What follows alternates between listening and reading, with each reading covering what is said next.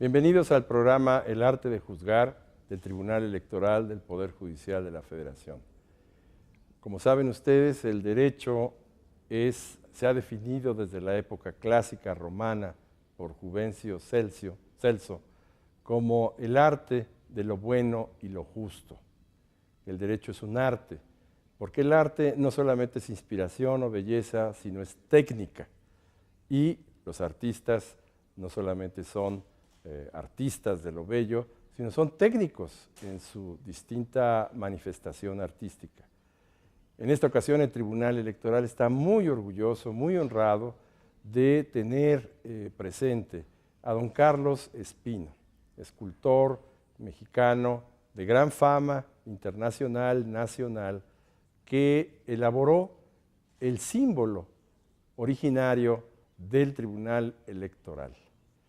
El 22 de febrero de 1994 se develó la escultura sobre el escudo nacional que está a la entrada de esta sala superior. Y aquí tenemos a don Carlos Espino presente, quien nos va a hacer favor de contar cuál fue el contexto en el que se inaugura esa escultura, por qué se escogió el escudo nacional, qué características tiene. Como saben ustedes, el escudo ha tenido distintas posiciones, distintas manifestaciones, pero don Carlos es el que ha rodeado de arte al tribunal. No solamente ha hecho este escudo nacional a la entrada, sino que tomó el molde, digámoslo así, de la escultura de la justicia de la columna de la Independencia, que está precisamente a un lado de la entrada del salón de plenos. Pero que don Carlos sea él mismo quien nos haga favor de contar esta experiencia que tuvo hace ya 20 años aproximadamente y que rodea de arte a este tribunal. Bienvenido, don Carlos. Muchas gracias. Muy bueno. Le agradezco la invitación. Para mí es un placer y es un privilegio estar compartiendo con ustedes esta experiencia, este 20 aniversario, que precisamente en febrero, 22 de febrero, se inauguró hace 20 años. Yo fui escogido, no sé por qué motivo, si fue recomendación de mi obra, pero de pronto me hablaron de la Universidad Nacional Autónoma de México para ver la posibilidad de que yo realizara, en primer lugar, antes del escudo nacional, era sacar el molde de la justicia. Ese fue el primer encargo. Cuando me encargan esto, asisten a mi estudio, ven el trabajo que yo ya he venido desarrollando. Actualmente ya tengo 40 años, un poquito más de 40 años haciendo estatuaria a lo ancho y largo de la República Mexicana. Estuvieron en mi estudio en Tlalpan y vieron que yo tenía la capacidad no solamente de moldear, porque la parte de moldear es una parte técnica, no es la parte creativa. Entonces, cuando se dieron cuenta que yo tenía la capacidad creativa, fue que me dijeron, bueno, usted puede desarrollar el escudo nacional. Le dije, con muchísimo gusto, porque yo ya había hecho uno de mayores dimensiones, similar a uno que está en la explanada de acceso a la Facultad de Derecho. Entonces me dan esa oportunidad de presentar este escudo nacional. Me lo pidieron que fuera muy especial para el TRIFE. Entonces yo ya, como tenía un modelo ya realizado, muy similar a lo que ellos querían, les dije que la diferencia podía ser en la colocación de los nopales. La otra, vamos a decir, la otra proyecto del escudo nacional que yo tenía en otra disposición los nopales. Y la otra, vamos a decir, agregado fue colocarla en una especie de moneda que representara en su base el lago donde fue descubierto este peñasco y donde estuviera el águila devorando la serpiente, que pues era el símbolo para establecer ya el imperio mexica. Entonces comencé a realizar ya mis bocetos, en las cámaras tienen ya en la pantalla el primer boceto en cera de este proyecto. Aquí yo ya había platicado con el arquitecto director del proyecto de la UNAM, que fue director de arquitectura. Me dieron más o menos el espacio, qué espacio debía de tener. Entonces diseñé más o menos la altura del pedestal idónea para que pudiera lucir en esa pequeña plazoleta. Entonces les presenté esta idea, que tuviera incluso al frente las guirnaldas, ¿verdad? La guirnalda, que una es del laurel y la otra es olivo. Entonces se diseñó, también propuse que el año apareciera en caracteres, en número romano, ¿no? La fecha, para darle un carácter más simbólico. Entonces de ahí se empezó a desarrollar ya este proyecto. De esta maqueta, de este bocetito, se pasa a una maqueta piloto, donde ya es de mayor escala, donde se trabaja ya con mucha precisión la proporción, el plumaje, en fin, la textura. Y después de ese modelo piloto se hace ya el agrandamiento a su tamaño definitivo. Esta pieza mide alrededor de 1,50 m, no es una pieza muy grande. Pero es muy creativa, don Carlos, o sea, sí, es importante porque piensa uno que el escudo nacional ya está allí y bastaría reproducirlo, ¿no? Está desde el siglo XIX, desde 1822 se adopta oficialmente el escudo, pero piensa uno que el escudo no tiene mayor creatividad, pero usted afortunadamente nos lega esta pieza con gran creatividad, primero e importancia, porque es el simbolismo de la nacionalidad mexicana.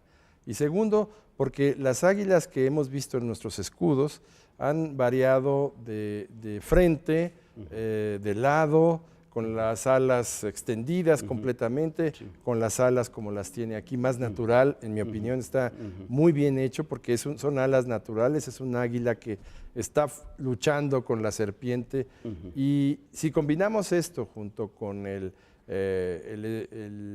escultura de la justicia que también nos hizo favor de sacar, armonizamos la nacionalidad mexicana con la justicia, dos conceptos abstractos. Así es. Toca usted un punto muy interesante. Yo tuve dificultades en cuanto a la representación volumétrica del escudo nacional, porque obviamente los primeros códices de los mexicas aparece siempre plano, siempre es en 2 dimensiones, y la evolución del escudo nacional siempre ha sido en 2 dimensiones. Entonces, cuando el escultor se presenta ante una escultura de bulto, es decir, que se puede ver, tiene 360 puntos de vista, es una esfera. Entonces, se presentan situaciones muy especiales porque en el momento en que uno empieza a girar cada grado, es un punto de vista diferente. Entonces, uno tiene que solucionar en cada giro. En un estudio de un escultor, el movimiento giratorio es perpetuo. Yo tengo caballetes, plataformas, todo lo que hay en mi estudio para modelar siempre es giratorio. Y necesita uno subirse en escaleras, acostarse, muchas veces trabaja uno como especie de fakir, que hay que meterse entre los pies, entre las patas de la estatua. Entonces, buscando precisamente que desde cualquier punto de vista sea estético. Y su inspiración seguramente se basa en artistas clásicos, en artistas escultores que seguramente manejaban el volumen de forma espectacular. Tengo entendido que usted, aparte de la educación y la inspiración en México, tuvo oportunidad de estar en Europa, en países como en Italia, por ejemplo, que para nosotros también es muy significativo porque, bueno, Italia es el origen de nuestro derecho codificado, el derecho romano, la cita de Celso pues es precisamente el digesto italiano, pero en Italia pues es cuna de grandes artistas, Claro. ¿verdad? Y quizá con el encuentro de artistas como Miguel Ángel, el gran escultor, pues seguramente le dan una inspiración a usted para, con su estilo, en su contexto nacional, pues hacer obras de arte como esta. Así es. Definitivamente usted puso el dedo en la llaga. Mi inspiración finalmente siempre ha sido Miguel Ángel. Yo he toda mi vida deseado, soñado emular a Miguel Ángel. Yo espero el día que yo me muera haber tocado siquiera los talones de Miguel Ángel. Miguel Ángel es el artista plástico por excelencia, Claro. El arquetipo del artista. Entonces yo sí tuve la oportunidad muy joven de estar allá en Italia, y no solamente en Italia, en Grecia, he viajado por muchos países del mundo para nutrirme, y sobre todo buscando el tipo de arte plástico figurativo. Claro. Yo soy rabiosamente figurativo, clásico. Actualmente hay una serie de vanguardias y de estilos que muchas veces algunos rayan verdaderamente en situaciones abstractas que muchas veces no entiende uno.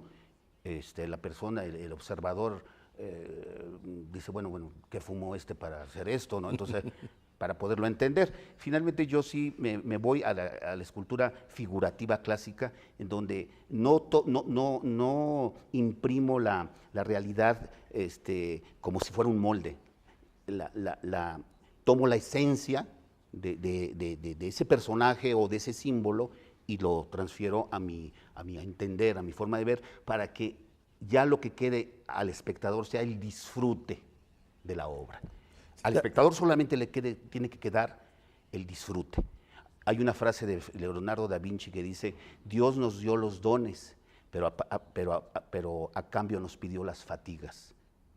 Es una frase lapidaria en la que a uno como artista tiene uno que darlo todo. Y muchas veces este tipo de manifestación artística plástica, sobre todo monumental, conlleva muchos problemas técnicos y de físicos que finalmente podría yo catalogarlo como una profesión de alto riesgo. Sí, evidentemente. Sí. Y usted como artista, humanista, ¿qué puntos vería usted en los abogados y particularmente en los juzgadores, que estamos encomendados a resolver conflictos, pero con un sentido de justicia, con un sentido también de humanismo? ¿Cómo caracterizaría usted a los jueces desde el punto de vista de su concepción artística? Muy, muy interesante pregunta. Yo creo que los juzgadores, así como tienen el nombre de el arte de juzgar, deben ser unos artistas, porque finalmente la justicia es una obra de arte. Hay una frase que a mí me ha impactado del poeta Arthur Rimbaud, uno de los llamados poetas malditos, junto con Baudelaire, Mallarmé, que dice en una de sus obras póstumas, que fue Una temporada en el infierno, encontré una frase que creo yo que queda muy, muy apta para este momento. Dice: la visión de la justicia es el placer de Dios. Imagínense qué profundidad de esta frase. Qué responsabilidad tiene el juzgador. Tiene en sus manos la vida o la muerte, ¿verdad? Puede destruir o construir una vida. Entonces, esa responsabilidad del juzgador debe de ser adoptada por el juez como un mandato divino de que lo que debe de impartir es la elemental justicia. Y esa justicia debe de ser hermosa, bella, como la más bella de las mujeres. El eterno femenino vuelve a entrar aquí. La acepción es la justicia. Por eso me voy a la hermosura de la mujer, aunque los impartidores sean varones, algunas de ellas ya mujeres. Claro. A Dios gracias, ¿verdad? debe de cumplirse ese compromiso del juzgador, hacer de ese momento, de esa acción, una obra de arte. Claro, y la justicia es proporción, lo dice el escudo de la justicia que nos hizo favor de reproducir, es un valor que pretende dar proporcionalmente a cada quien A dar cada quien lo suyo, ¿verdad? Y Lo creo que le corresponde. Leonardo definía la belleza o el arte como la técnica de la proporción, que Sí. todo esté debidamente proporcionado.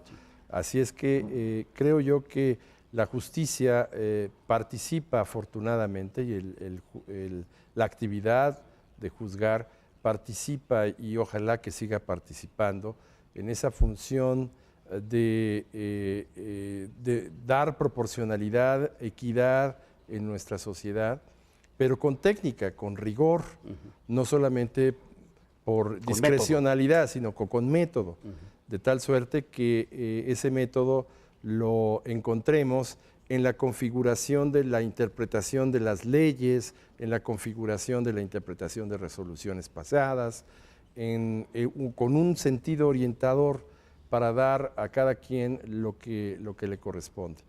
Yo creo que la función del juez, desde ese punto de vista, si me lo permite don Carlos, sí debe ser un verdadero artista de lo social.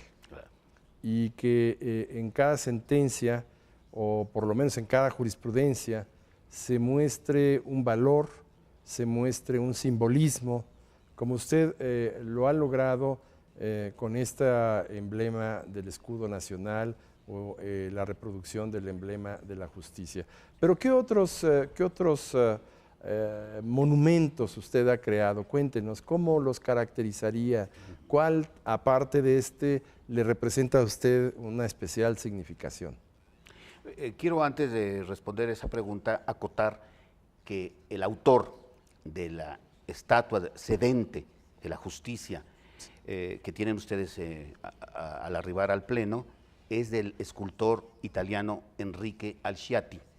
Este escultor lo manda a traer el general Porfirio Díaz cuando se empezó a construir la columna de la Independencia, que el autor es Antonio Rivas Mercado, el arquitecto, sí. Y Enrique Alciati es el autor de la mayor parte de las estatuas, tanto las 4 sedentes, que son la guerra, la justicia, la paz y las leyes. Y arriba están las otras estatuas marmóreas de Hidalgo, Nicolás Bravo, Morelos y Mina. Y la remata la gran Victoria, ¿no? Que no Ángel, porque la dicen Ángela, ¿no? Es la victoria como el triunfo, que viene del griego, ¿no?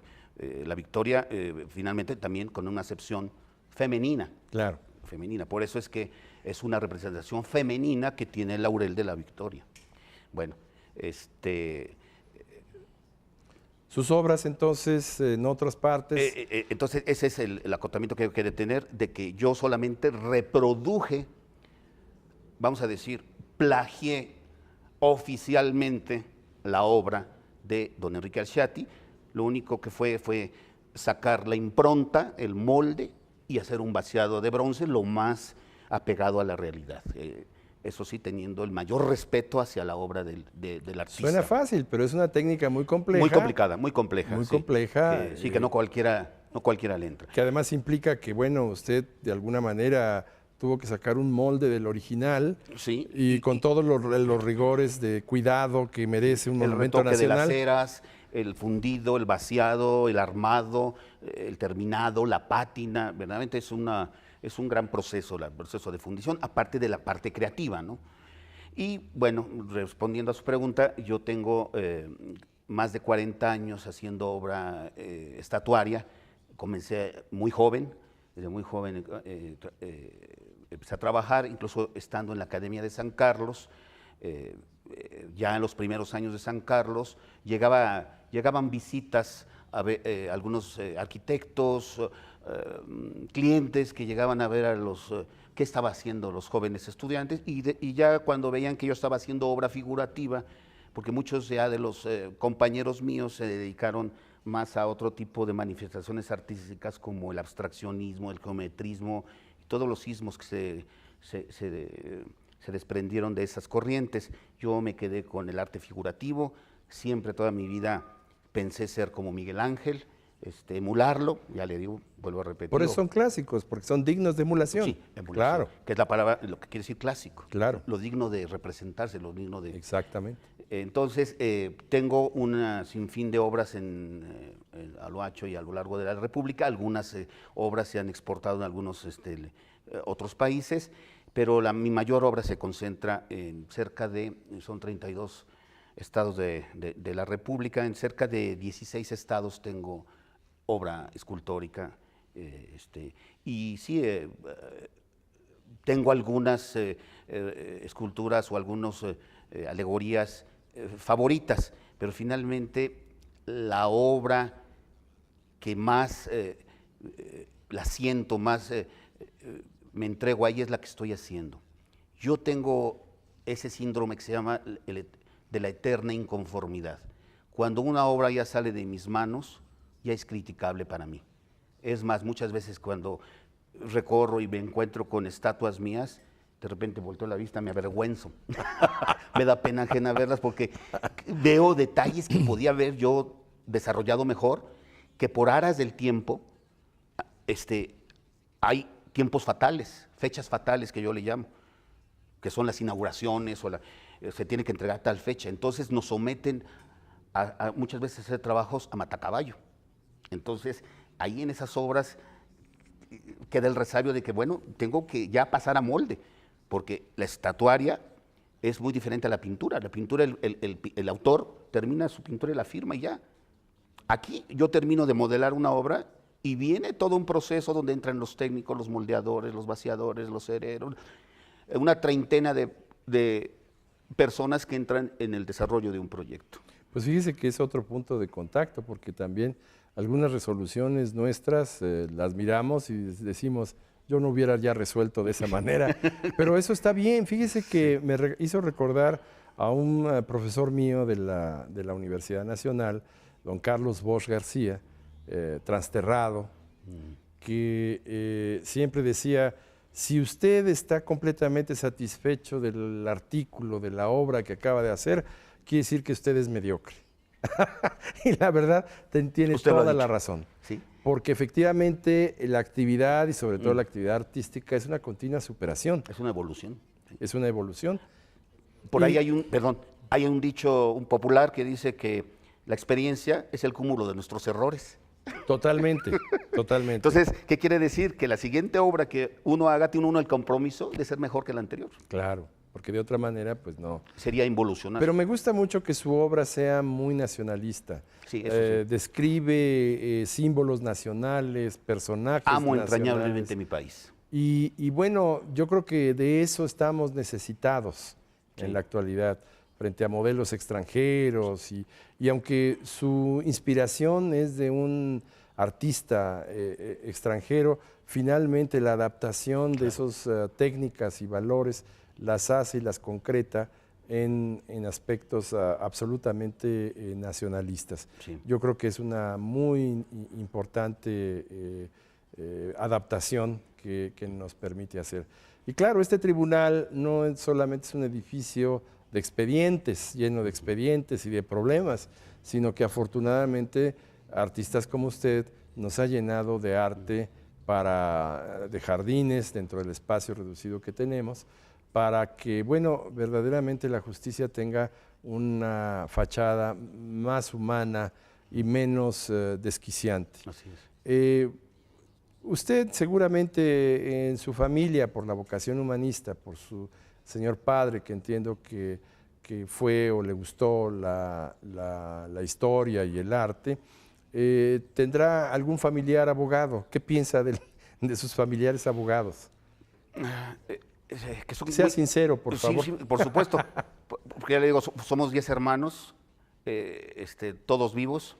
De ellos, de los 10 hermanos, 3 son abogados y los 3 son verdaderamente diferentes en sus ideologías, incluso en su concepción partidaria.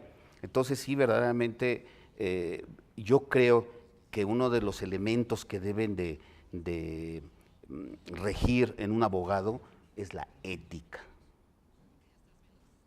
Entonces, muchas veces yo cuando los escucho en reuniones familiares discutir y hablar, entonces sí hay una situación en la que muchas veces en México, lamentablemente, hay muchos actos de simulación. Entonces, debe de ser algo estricto, algo que debe ser, la ética debe de regir cualquier actividad o cualquier acción que debemos de tener.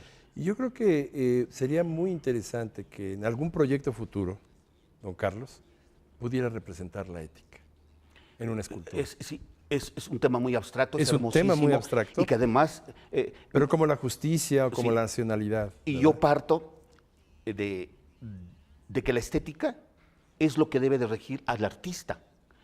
El licenciado Miguel de la Madrid me propuso para entrar como miembro del Instituto de Cultura, como miembro de número, mi ponencia fue el arte de la verdadera escultura, en la que yo separo todas esas tendencias y todos esos ismos que muchas veces encubren la impotencia plástica de muchos artistas que finalmente no son del oficio y que de pronto dicen, pues hoy tengo ganas, quiero sentir que se siente ser pintor, ser escultor. Claro. Y son personajes que no tienen ética porque no tienen ni la vocación ni el oficio, sino que ven, es buen negocio, mira, se venden muy bien las esculturas, mira, viven muy bien esto. Entonces, prostituyen el arte. Entonces, lo que nos debe regir es, uno, estética y ética. Y su bondad y su concepción ética y sus valores, más apreciados todavía con su arte, parece ser que nos va a hacer favor de donar al Tribunal Electoral. Sí, claro. Esta primera, se dice... Boceto. El primer boceto. El boceto, sí, el boceto preliminar. Original, preliminar, que sirvió de base para las esculturas que tenemos. Sí. Y yo aprecio no solamente ese objetivo, que es una pieza auténtica y en el concepto, original, porque además en el pedestal de maderita que tiene sus huellas digitales. Así. O sea, sí, todos mis manchones. Fue un objeto el que manipular trabajó. Es un objeto de trabajo, exactamente. Es un objeto de trabajo. De ahí se parte para... Nosotros le apreciamos mucho esa generosidad y yo le rogaría, si no tiene inconveniente, que nos lo pudiera dedicar para que lo pudiéramos conservar y atesorar como merece este boceto. Permítame, déjeme. Ahorita yo.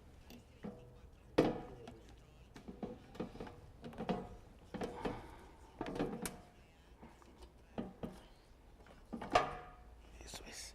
Vamos a poner la cajita por ahí.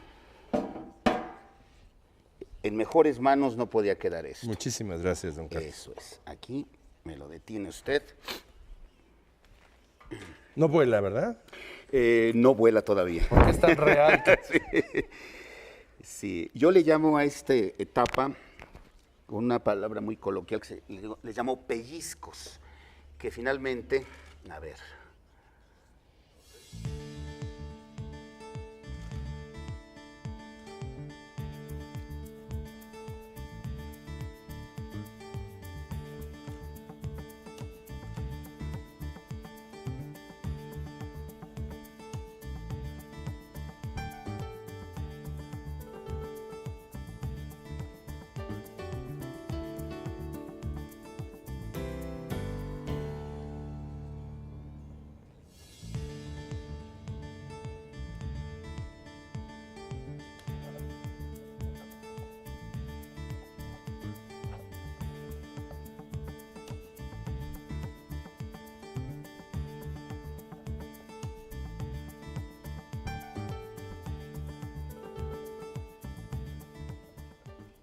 Muchas gracias. Siempre pongo escultor mexicano, porque aunque tengo ascendencia de artistas italianos, soy nacido de tercera generación en México.